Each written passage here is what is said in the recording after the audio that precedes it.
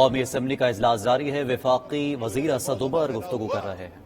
اور پھیلا ہوا بھی 242% اضافہ ہوا اموات کے اندر۔ یہ بالکل انہوں نے ٹھیک پڑھ کے دکھایا، یہ نہیں انہوں نے پڑھا کہ اس کے ساتھ میں نے کیا لکھا تھا۔ اسی 14 مئی سے 14 جون لاک ڈاؤن والے بھارت کے اندر 258% اموات میں اضافہ ہوا۔ یہ ناکام پالیسی ہے، یہ تمام دنیا کے اندر ناکام ہو گئی۔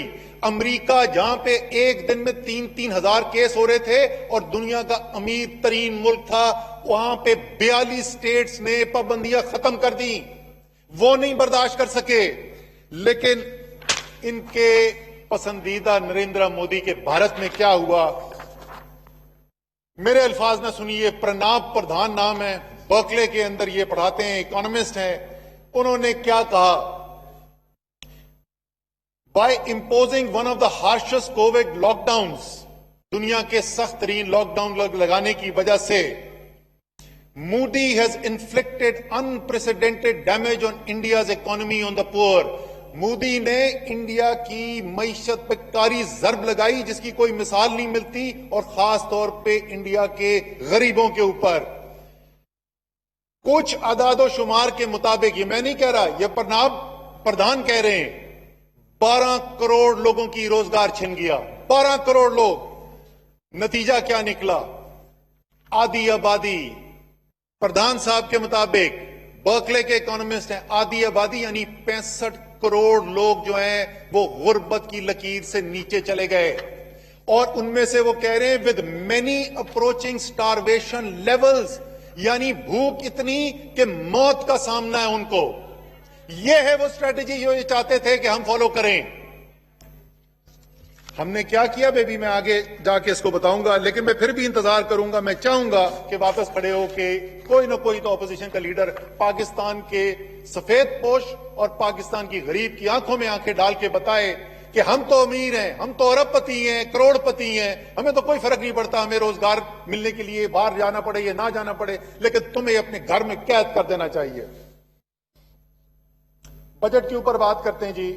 بجٹ پہ خواجہ صاحب نے کہا کہ ایک چیز سے آپ کو پتہ چل جائے گا کہ معیشت کے اندر کیا ہوا اور عمران خان کی حکومت کی کارکردگی کیا تھی، اور وہ انہوں نے کہا کہ ریونیو کے نمبر دیکھ لیں۔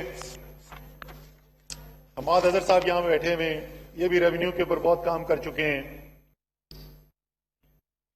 سر۔ جس وقت، اور انہوں نے کیا کہا، یاد کریں انہوں نے کیا کہا، 5 سال میں 40 سے 50% اضافہ کیا ریونیو میں۔ یہ خواجہ صاحب نے ہمیں بتایا، خواجہ صاحب بتا رہے ہیں، ضرور یقیناً ٹھیک بتا رہے ہوں گے سر۔ یہاں پر فروری کے مہینے تک کرونا جو ہے، آپ کو یاد ہو لاک ڈاؤن جو ہے وہ 23 مارچ کو کیا گیا تھا، فروری کے مہینے تک پچھلے سال سے 17% ریونیو کے اندر اضافہ ہو رہا تھا۔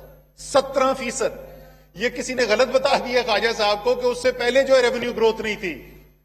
کورونا نے کیا کیا پاکستان کی معیشت کے ساتھ، ادھر تو اس پہ تو آپ اعداد و شمار آپ مانیں گے نہیں۔ آج کی رپورٹ پڑھ لیں، اپریل کے مہینے میں برطانیہ کی معیشت 20% کم چھوٹی ہوئی ہے۔ تاریخ میں کوئی نظیر نہیں ملتی، برطانیہ جیسا سینکڑوں سال پرانا ملک آج تک تاریخ میں کبھی ایک مہینے کے اندر 20% معیشت ان کی چھوٹی نہیں ہوئی۔ امریکہ 4 کروڑ لوگ جو ہیں وہ روزگار سے ہاتھ دھو بیٹھے۔ برطانیہ کی میں پہلے کہانی سنا چکا ہوں۔ تو یہ اب جو اعداد و شمار دیکھ رہے ہیں یہ وہ ہیں جو کورونا کے بعد کے ہیں۔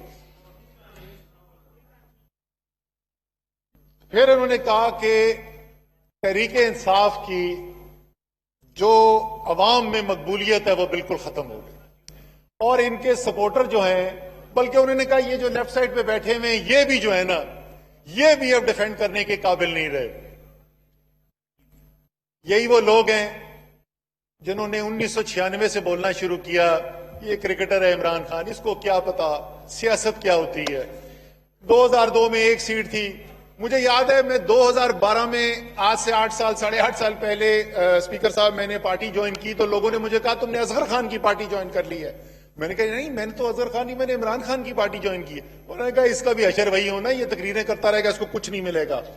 2013 میں خیبر پختونخوا میں حکومت بنائی، وہ حکومت اتنی کامیابی سے چلائی کہ وہ صوبہ جس میں آج تک کوئی، وہ پوچھ رہے تھے اپنی کارکردگی بتاؤ، ذرا اپنی کارکردگی بتاتے ہیں۔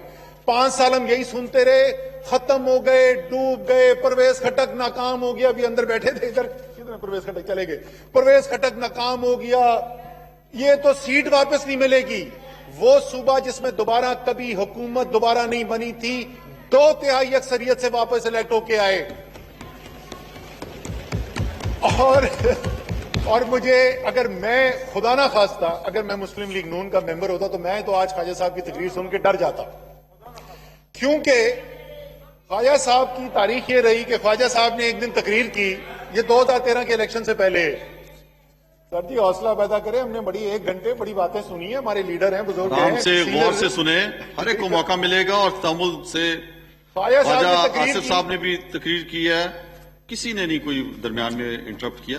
آپ سے بھی میری تمام سے گزارش ہے کہ جو بھی چاہے اپوزیشن سے چاہے حکومتی بینچوں سے کوئی بھی اسپیچ کرے, آپ تحمل سے سنیں. میرے خیال میں وہ چاہتے ہیں کہ صرف میں مسلم لیگ نون کی نہ بات کروں, تھوڑا میں پیپلز پارٹی کی بھی تاریخ یاد دلاؤں, دلا دوں گا. خواجہ صاحب نے تقریر کی جی, انہوں نے کہا یہ شوکت خانم پہ الزامات لگا دیا کہ شوکت خانم کے اندر جو فائنینشیل جو ہے وہ انٹیگریٹی نہیں ہے, وہاں پہ عوام کا مال. جو حملہ کیا خواجہ صاحب نے, اس کا نتیجہ یہ نکلا, اس کے چند دن کے بعد رمضان تھا, رمضان میں سب سے زیادہ پیسہ آتا ہے. شوکت خانم کی تاریخ میں لوگوں نے سب سے زیادہ پیسہ اس سال دیا.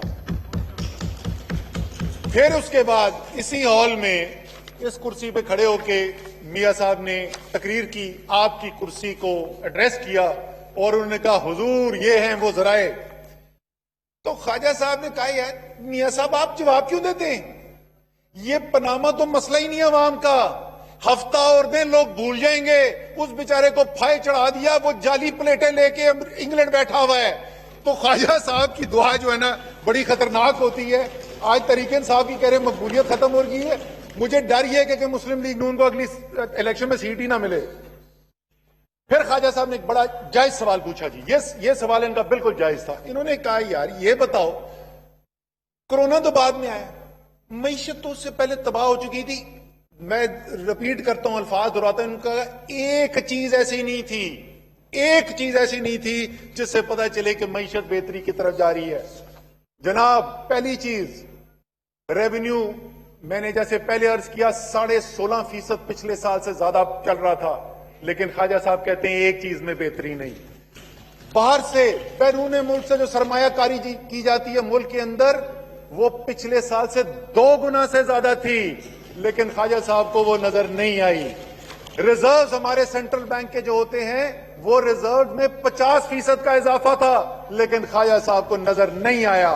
وہ ریزرو بڑھنے کی وجہ سے ہمارے روپے کی قدر مستحکم ہو گئی, بلکہ جو 163 164 پہ پہنچ گیا تھا وہاں سے واپس 154 155 میں آ گیا. لیکن ایک چیز کی بہتری نہیں نظر آئی, ایکسپورٹس, جو پاکستان کی تاریخ کا واحد حکومت کا کارنامہ ہے, یہ کوئی اور حکومت نہیں کر سکی. 2013 میں حکومت میں آئے, جب 2018 میں 5 سال کے بعد گئے تو 2013 سے کم ایکسپورٹ تھی. 5 سال میں وہ ایکسپورٹ سالانہ بنیاد کے اوپر 4.5% اضافہ ہو رہا تھا, اور جو لیٹسٹ مہینہ آیا تھا اس میں پہلی دفعہ 6 سال میں ڈبل ڈیجٹ گروتھ یعنی 11% اضافہ ہو رہا تھا. جو امپورٹس تھی, جو باہر سے آتا ہے ادھر مال, اس میں کمی ہو رہی تھی. ٹریڈ کرنٹ اکاؤنٹ ڈیفیسٹ, جو مجموعی خسارہ ہوتا ہے بیرونی, اس میں 73% بہتری نظر آ رہی تھی, لیکن خواجہ صاحب تک خبر نہیں پہنچی. وہ ایگریکلچر ریڑھ کی ہڈی ہے, 2/3 پاکستان کو اس سے رشتہ ہے. 2.8% اضافہ ہوا اس سال, پچھلے سال 0.6% ہوا تھا. میرے خیال میں بات سمجھ میں آ گئی ہوگی. ابھی اور لمبی فہرست ہے, میں اور بہت ساری چیزیں بتا سکتا ہوں جو کورونا سے پہلے معیشت کے استحکام کی گواہی دے رہے تھے. مسلم لیگ نون کی انہوں نے بڑی لمبی چوڑی فہرست پڑھی. میں نے سوچا کہ میں اس کا بڑا ٹیکنیکل قسم کا جواب دوں, پھر میں نے کہا چھوڑیں جی, کیا ٹیکنیکل باتوں میں کیا جانا. میں صرف آسان سا مسلم لیگ نون کی جو معیشت تھی اس کا جو نظریاتی جو اساس تھا وہ میں آپ کو بتا دوں, اور وہ جو ہے مرزا غالب کے پاس سے آیا تھا. جی مرزا غالب کہتے ہیں قرض کی پیتے تھے میں اور سمجھتے تھے کہ ہاں رنگ لائے گی ہماری بادہ مستی ایک دن. قرضے لے لے کے معیشت کو ادھر لا کے کھڑا کر دیا کہ ابھی حکومت نہیں بدلی تھی, ابھی حکومت نہیں بدلی تھی. انہوں نے کہا $60 کی پالیسیاں مفتاح نے چلائیں, مفتاح نے آتے ہی سب سے پہلے کہا تباہی ہو رہی ہے. انہوں نے جعلی جو روپیہ اوپر رکھا ہوا تھا اس پالیسی کو چینج کیا. خواجہ صاحب کہہ رہے ہیں 50 روپے گر گیا. خواجہ صاحب صرف 7 مہینے کے اندر دسمبر سے جولائی 22 روپیہ گر چکا تھا, صرف 7 مہینے کے اندر. اس کے بعد سے تو روپے کی قدر میں استحکام آیا ہے شروع میں گرنے کے بعد. پھر جناب پی ایس ڈی پی کی بات کی گئی. چلے وہ زیادہ بڑی بات نہیں, چھوٹی میں بتا دیتا ہوں. کسی نے غلط نمبر دے دیا, خواجہ صاحب کو 750 ارب نہیں تھا, 661 ارب روپے تھا پچھلے سال. میں اس سال ابھی آتا ہوں, میں آخر آپ کو اصل تو میں بات اس سال کے ترقیاتی منصوبوں کی بتانا چاہتا ہوں, لیکن میں کہا جلدی جواب دے جاؤں. کون باہر سے پیسہ لے کر آیا؟ بڑا زبردست سوال ہے سر, اور میں انڈورس کرتا ہوں خواجہ صاحب کی ڈیمانڈ کو. بالکل پارلیمنٹ سپریم ہے, پارلیمنٹ کے سامنے تمام حقائق آنے چاہیے. 2014 2015 آپ کو شاید یاد ہو, 2014 یا 15 کے اندر ڈالر بانڈ کیے گئے تھے. بابر وان صاحب کو یاد ہے؟ 5 سال عوام پوچھتی رہی, یار یہ بتا دو خدا کا واسطہ یہ ڈالر بانڈ خریدے کس نے؟ 5 سال جواب نہیں آیا. بالکل میں انڈورس کرتا ہوں, وہ بھی فہرست لے کے آ جائیں جنہوں نے اس وقت لیے, ان کی بھی فہرست لے کر آ جاتے, دونوں کی فہرست سامنے رکھ لیتے. کہتے ہیں حفیظ شیخ اور اس کو رضا باکر کو ای سی ایل پہ ڈال دیں. میرا تو ای سی ایل پہ سے اعتماد ہی ختم ہو گیا. اگر آپ خرید کر جعلی پلیٹیں دکھا کر جو لندن پہنچتے ہی پلیٹوں سے چمچوں میں کنورٹ ہو جاتی ہے, ای سی ایل سے فرار ہو سکتے ہیں, تو پھر ای سی ایل پہ ڈالنے کا فائدہ کیا؟ پھر ایک اور انہوں نے بڑی خوبصورت بات کی کہ زمین سے رشتہ, اور میں ان کا شکر ادا کرتا ہوں کہ انہوں نے جن لوگوں کا ذکر کیا ان میں میری بھی بات کی کہ جن کا زمین سے رشتہ ہے. خواجہ صاحب کا بھی زمین سے رشتہ ہے, اور واقعی میں یہ بڑی اہم چیز ہوتی ہے.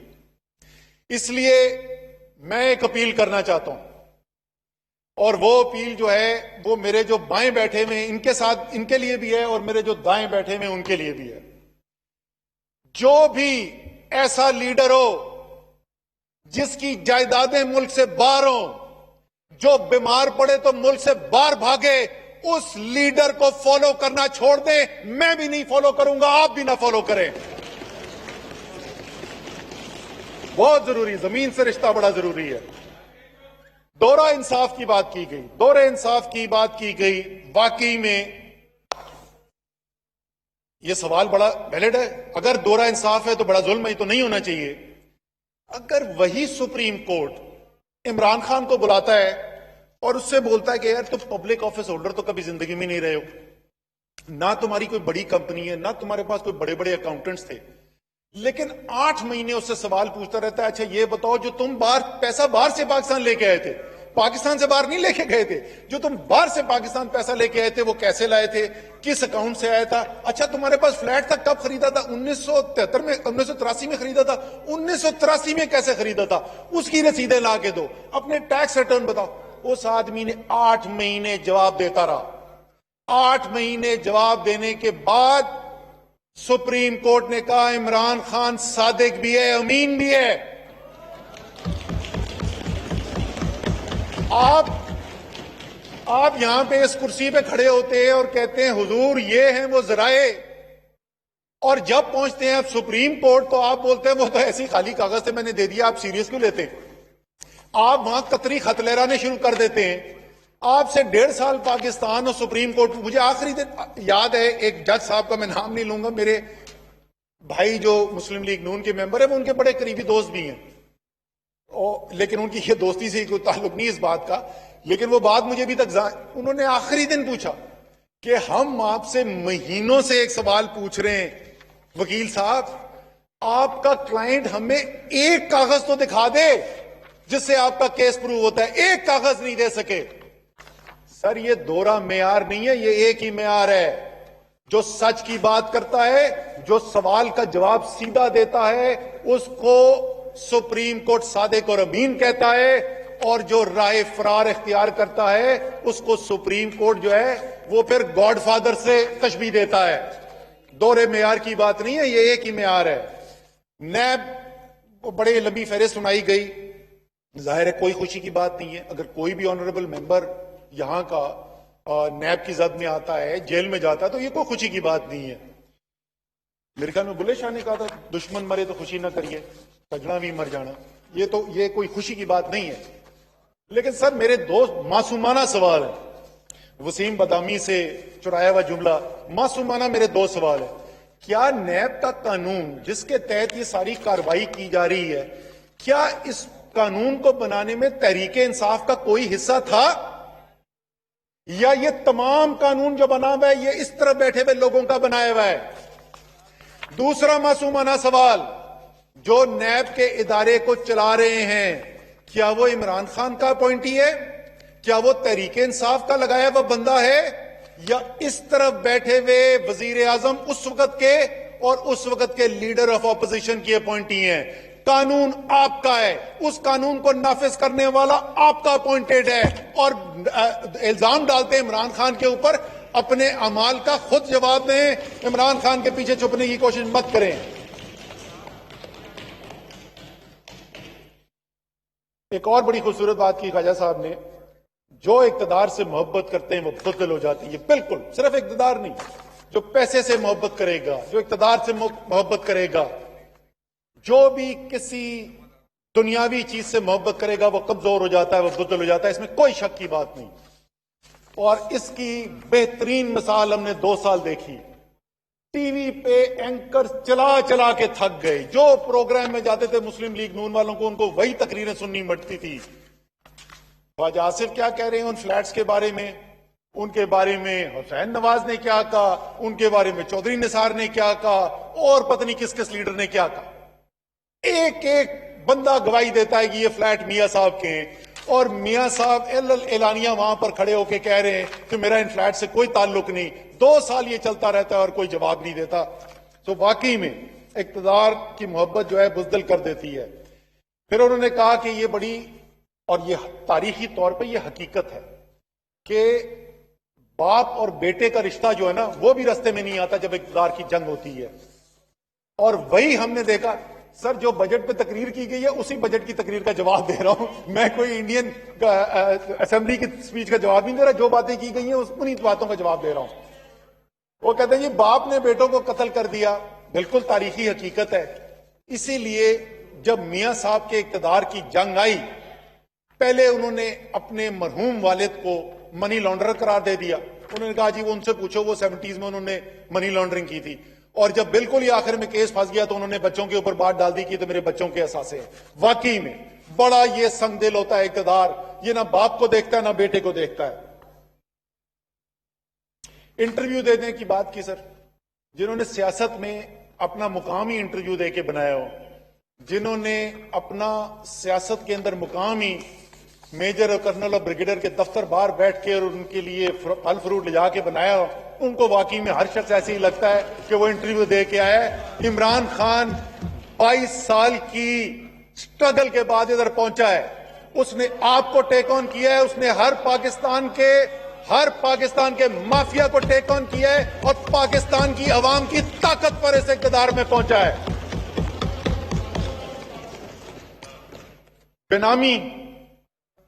बेनामी वो भी आपकी अपॉइंटमेंट्स हैं सारी। यार अपनी अपॉइंटमेंट का मलबा हम पे ना डालो यार।